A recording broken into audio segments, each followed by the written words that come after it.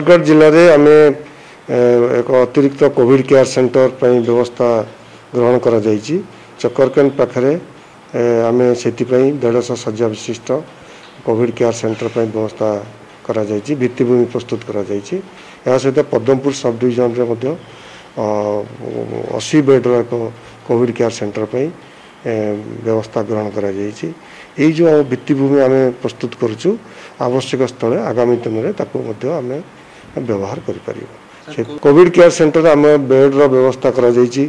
जो मैंने positive declare हे आसिम्टोमेटिक थे से आसवे से जगह डाक्तर एवं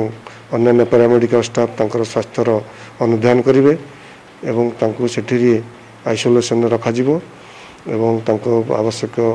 खाद्य पानी व्यवस्था करा एवं आवश्यक डाक्तरी चिकित्सा करा।